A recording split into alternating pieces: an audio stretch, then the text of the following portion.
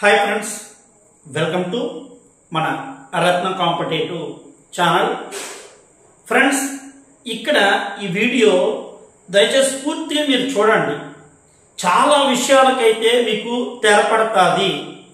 అలాగే అర్థం కాని వారికి కూడా మీకు అన్ని విషయాలు పూర్తి స్థాయిగా అయితే మీకు అర్థమవుతాయండి. ఓకేనా?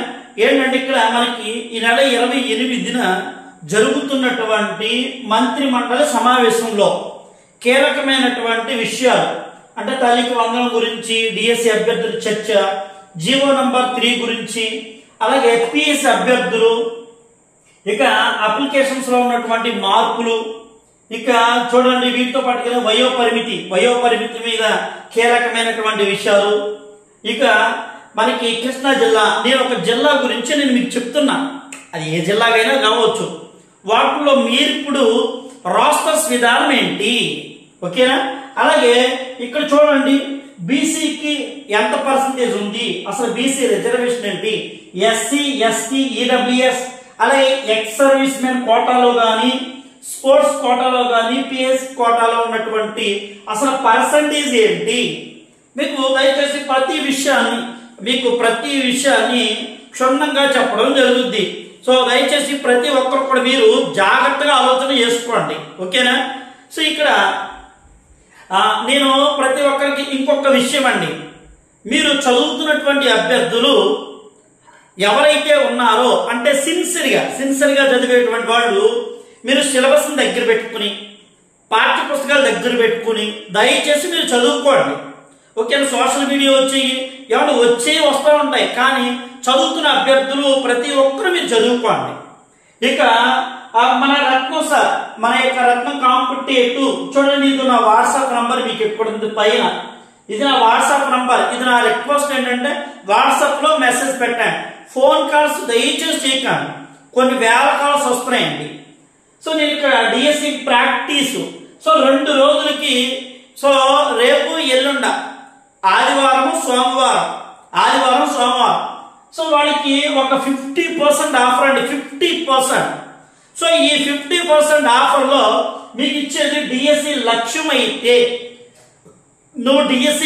అయితే డిఎస్సి మీద హార్డ్ వర్క్ నేను చేస్తా అనుకుంటే, సో ఎస్డిటి 3rd క్లాస్ నుంచి 10th క్లాస్ వరకు, అలాగే కనీసం ఒక టెక్స్ట్ పుస్తకాన్ని 3 times అయినా కంప్లీట్ చేయాలి.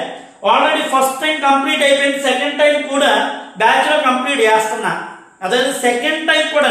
ఏమంటే ప్రతి లైన్ మీద ప్రాక్టీస్ క్వశ్చన్ ఉంటుందండి, ప్రతి లైన్ మీకు ఫస్ట్ టైం కొన్ని వేల బిట్స్ ప్రాక్టీస్ చేయాలి, సెకండ్ టైం మళ్ళీ వేల బిట్స్, థర్డ్ టైం. మీరు ఆలోచన చేసుకోండి, అంటే టెక్స్ట్ పుస్తకంలో ఉన్న ప్రతి క్వశ్చన్ ని డిఫరెంట్ స్టైల్లో పెట్టి, సో ఎగ్జామినర్ ఎలా ఇచ్చినా కానీ మీరు 100% అయితే సక్సెస్ అవ్వాలి. ఆ ఉద్దేశంతోనే గ్రూప్ లో చాలా అద్భుతంగా ప్రాక్టీస్ పెడతాను.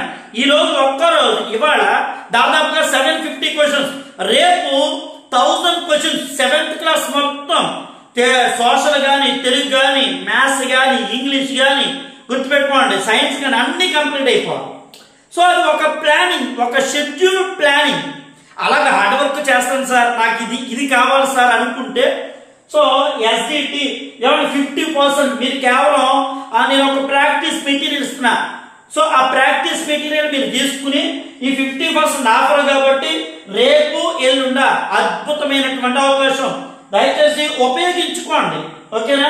సో స్కూల్ అసిస్టెంట్ వాళ్ళకి 6th క్లాస్ నుంచి ఇంటర్మీడియట్ వరకునండి. సో ఇక్కడ మీరు ఎవరైనా నేను జాయిన్ అవుతాను సార్, నాకు కావాలి సార్, ఆ గ్రూప్ లో నేను యాడ్ అవ్వాలి, నేను ప్రాక్టీస్ చేయాలి, నాకు మీ గైడెన్స్ అవసరం అని అనుకుంటేనే మీరు జాయిన్ అవ్వండి, దాంట్లో డౌట్ ఏం లేదు. మేము ఒక 1,00,000 రూపాయలైనా సరే కోచింగ్ ఇప్పుడున్న పరిస్థితుల్లో మేము వెళ్ళిపోతాం సార్, ఉదయం నుంచి సాయంత్రం దాకా నీ క్లాసులు జరగవు నేను చెప్పను అక్కడ. కానీ ప్రాక్టీస్ లేని వాడు గుర్తుపెట్టుకోండి, ఎంతమంది ఫెయిల్ అయిపోతున్నారంటే యూపీఎస్సి ఏపీఎస్సి చూసుకోండి, ప్రాక్టీస్ లేని వాడు ఫెయిల్ అయిపోతున్నారు. కాబట్టి నేను ప్రాక్టీస్ మీద మాత్రమే దృష్టి పెట్టాను సార్, నాకు ఆ ప్రాక్టీస్ కావాలి. సో మీ ప్రాక్టీస్ మెటీరియల్ తీసుకుని ఈ 50% ఆఫర్ ఉంది కాబట్టి ఉపయోగించుకోండి, లేకపోతే మిమ్మల్ని ఎవరో బాగు చేయలేదు. అది మీ ఇష్టం, మీ వ్యక్తిగతం, నేను చెప్పాల్సింది చెప్పానండి, ఓకే? సో ఇప్పుడు మంత్రి మండలి సమావేశం మనకి 28న జరుగుతుంది. సో నాకున్నటువంటి కీలకమైనటువంటి అంశం ఈరోజు శ్రీకాకుళంలో కూడా ముఖ్యమంత్రి గారితో కొంతమంది మాట్లాడితే జీవో నంబర్ 3 గురించి ఈరోజు చూడండి, అప్పుడు ఎన్నికల్లో హామీ ఇచ్చారు జీవో నంబర్ 3 గురించి. అలాగే డిఎస్సి అభ్యర్థుల గురించి కూడా మాట్లాడినప్పుడు సో డిఎస్సి మీద మీరు త్వరలో చర్చిస్తాం. ఎందుకంటే నాకు తెలిసిన ఈ ఎడిట్ ఆప్షన్ ఖచ్చితంగా వస్తుంది, పర్సంటేజ్ తగ్గుద్ది.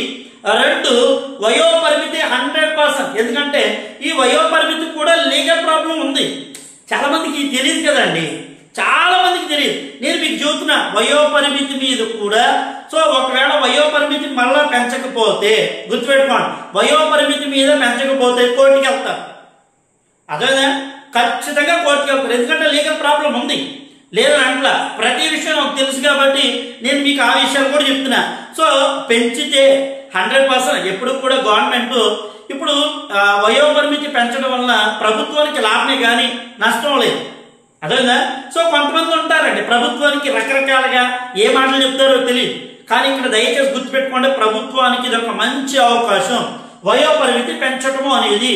సో ఎందుకంటే 2018 నుంచి లేదు కాబట్టి గౌరవ ముఖ్యమంత్రి వర్యులు మంత్రివర్యులు దీనిని రేపు కేబినెట్ లో చర్చించి పూర్తి స్థాయిగా త్వరగా అభ్యర్థులకు న్యాయం జరిగేటట్లుగా మీరు కీలకంగా వ్యవహరించాలి అని సో నేను అభ్యర్థుల తరపున నేను రిక్వెస్ట్ చేస్తాను. చాలా మంది ఇప్పటికీ మెయిల్ చేశారు.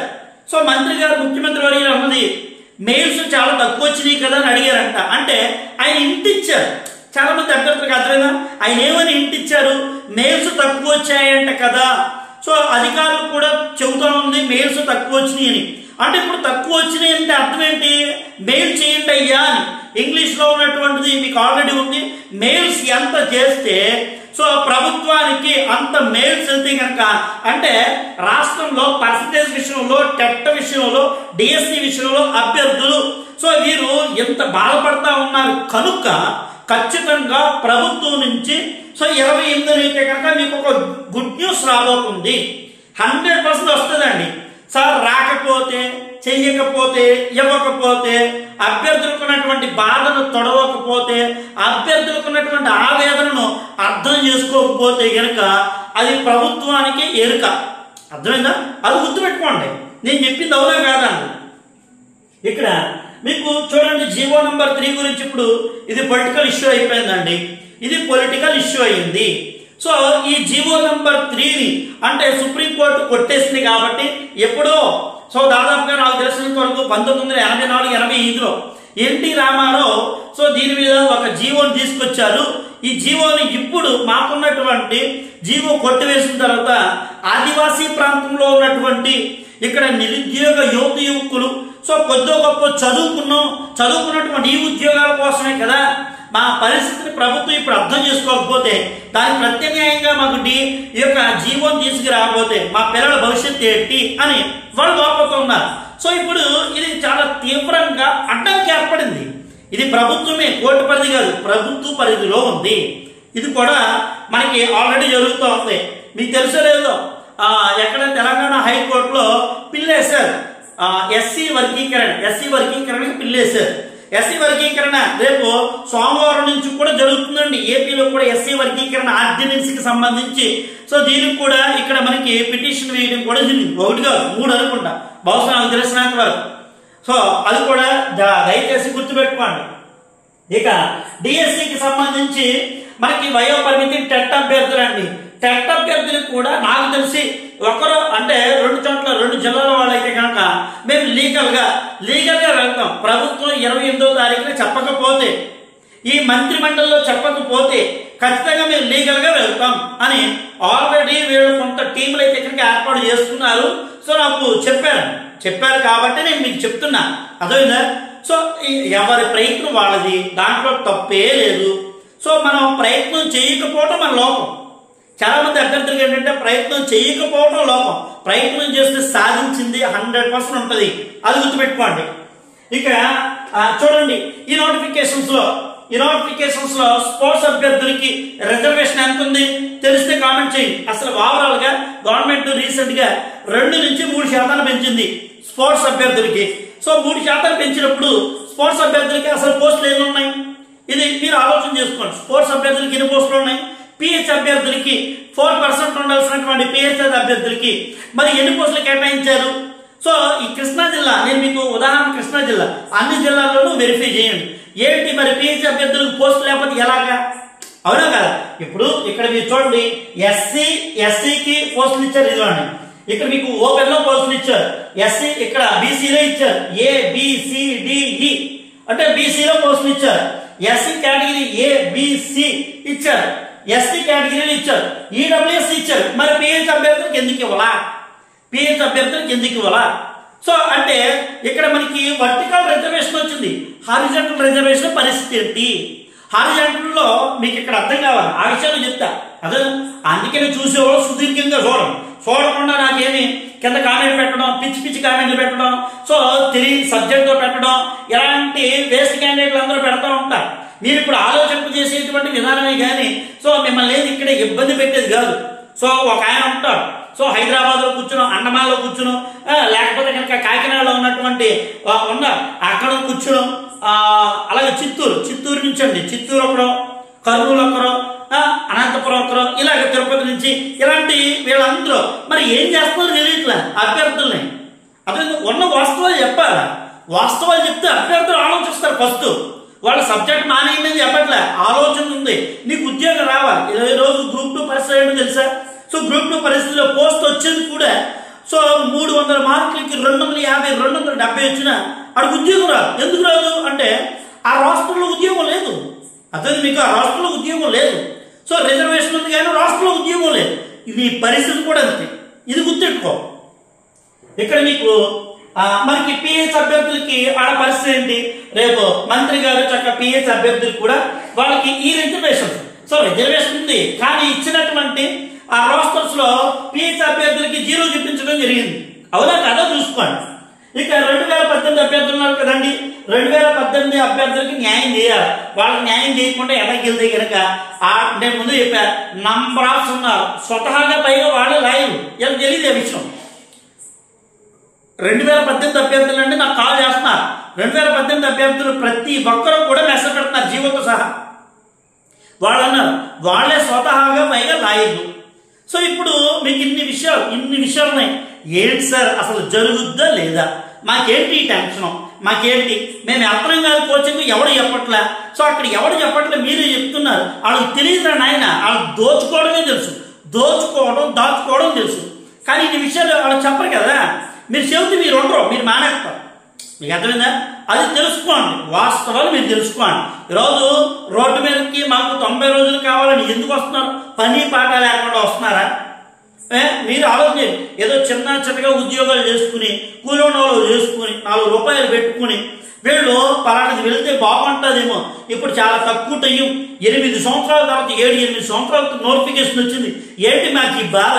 ప్రతి నెలలో ఇచ్చేస్తామని చెప్పి, సో ప్రతి నెలలో అదేదో ముందుగానే ప్రభుత్వం కూడా ఏం చెప్పాలి, మేము పుట్టినరోజు కానుక ఇస్తామని ముందే 2 నెలల ముందో 3 నెలల ముందో చెప్తే బాగుంది. కానీ ఏమన్నారు? నవంబర్ అన్నారు, డిసెంబర్ అన్నారు, జనవరి అన్నారు, ఫిబ్రవరి అన్నారు, మార్చి అన్నారు, ఆఖరికి ఏప్రిల్ 10కి అన్నారు. అయిపోయిందిగా సంబరం. అందరికి ఎలా ఉందంటే ప్రతి నెల అంతే అనుకున్నారు ఫస్ట్.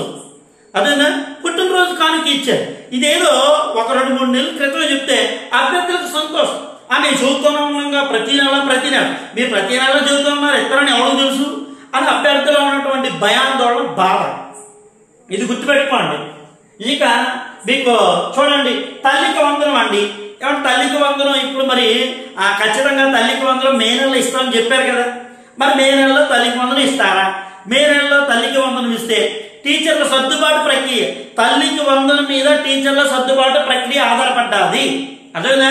సో అంతేగాని ఇక్కడ తల్లికి వందనం ఇచ్చిన తర్వాత ఎంతమంది పిల్లలు స్కూల్లోనికి వాళ్ళు జాయిన్ చేస్తారు? నాకు తెలిసి ఈ సంవత్సరమే. సో నేను గ్రౌండ్ వర్క్ చూసుకుంటుంటే వాళ్ళు అన్నారు అక్కడేం పెద్దేం బాగా, సో మీకు కాబట్టి మేము ప్రైవేట్ దాంట్లో చేసేస్తాం అని చాలా మంది చెబుతున్నారు. నాకు అది విచిత్రంగా ఉంది, అది నాకు చాలా విచిత్రంగా బాధాకరంగా అనిపించిందండి. సో అది వాళ్ళ పిల్లల్లో. కానీ మేమైతే కనుక ప్రభుత్వ పాఠశాలలో చదువుకుంటే రేపు భవిష్యత్తు బాగుంటుంది కదా అని మేము వాళ్ళకి చూపుతున్నాం. బట్ కాకపోతే ఏమైనా సో వాళ్ళ ఆలోచన విధానాలని మనమే అడ్డుపడం. అదేంటంటే తల్లిదండ్రులుగా వారి ఆలోచన విధానాలు. సో ఇక్కడ మీకు ఈ విషయాలు తల్లికి వందనం మరి రేపు ఈ క్యాబినెట్ లోను దాన్ని సో క్లియర్ చేస్తారా? అలాగే రైతులకి మరి రైతనాలకి క్లియర్ చేస్తారా? చాలా విషయాలు ఉన్నాయి కదండి, మీరు ఆలోచన చేసుకోండి నేను చెప్పిన విషయాలు. ఇక వీటన్నిటిలో మెయిన్ ఏంటంటే రాష్ట్రానికి ఆర్థిక పరిస్థితి, ఏది రాష్ట్రానికి ఉన్నటువంటి ఆర్థిక పరిస్థితి, ఇది గుర్తుపెట్టుకోండి. ఇక కృష్ణా జిల్లాలో మీకు చూడండి ఎస్డిటి పోస్టులు అండి, ఏది ఎస్డిటి పోస్టులు. నేను క్లియర్గా ఏం చెప్పట్లేదు, బట్ కాకపోతే మీకు ఒక ఐడియా రావడానికి చెప్తున్నాను, ఒక ఐడియా రావడానికి. ఇప్పుడు ఇక్కడ మనకి ఎస్డిటి పోస్టులు అండి మిత్రులారా, చూడండి ఎస్డిటి పోస్టులు ఓసీ అభ్యర్థులకి ఎన్ని ఉన్నాయి? సో మనకి ఓసీ అభ్యర్థులకి లోకల్ ఎన్ని ఉన్నాయి? 164 ఉన్నాయి కదా. ఓపెన్ కేటగిరీలో లోకల్లో 164. వీటిల్లో ఇది ఎలా చేయాలంటే ఇప్పుడు ఇక్కడ మనకి 164కి వచ్చేటప్పటికి ఇదిగోండి, ఇది మెన్కి ఎన్ని, ఉమెన్కి ఎన్ని, అదేగా ఉమెన్కి ఎన్ని, మెన్కి ఎన్ని ఉన్నాయి, ఉమెన్కి ఎన్ని ఉన్నాయి.